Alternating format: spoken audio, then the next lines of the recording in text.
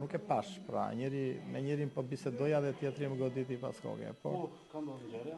Çfarë vendi? Po ka ndodhur në hyrje të Vlorës, pra, te kjo karburant, aty te një pik karburanti. Isha duke furnizuar? Po, isha duke furnizuar, do kthesha në Tiranë në fakt, edhe kjo ishte. Por nuk e kam ide. Të erdhën papandehur, apo bisedove? Po jo, erdhën aty provokuan edhe në fakt pastaj filluan me fjalë fyese, edhe kjo ishte gjithë debati. Pastaj dolën në makina, unë nuk lëviza dhe pasi më goditën, më dhunuan edhe kjo ishte. Me çfarë qëlluan? Po ka qenë duke që me mjet presh ka qenë, sepse mënyra se si pas koke. Po pjesë tjera të trupit? Jo, pas koke se unë isha ulur në makinë, isha në vend parë makinës, isha Ata kanë qelluar koptika që brenda makinës. Po isha brenda makinë, njëri nga dritarja po më ofendonte, tjetri kaloi na deri pasagerit aty.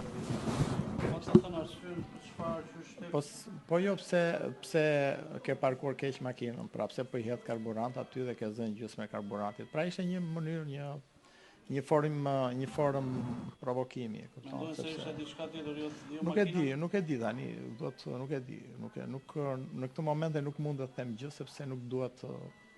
Ju nuk i njihni personat? Jo, nuk i njoh të dy, ishin moshë e re, e kupton, edhe nuk është se nuk i njihja. Kjo ishte kjo. Kështu që nuk kam. Po kërcënime në rrjetet sociale padyshim që kam, normale për profesionin që bëjmë, çështje sensitive që unë ndjek, padyshim që kam në rrjetet sociale, por nuk mund të them që nuk mund t'jap dot një shpjegim. Vetëm brava koke keni marrë? Po, pas koke, po. Në trup jo? Jo, në trup jo. Jo, jo sepse isha ulur prandaj. Keni marrë mend? Po patjetër. Kam dhimbje dhe kam dhe marrje mend. Të shkuara. Faleminderit juve.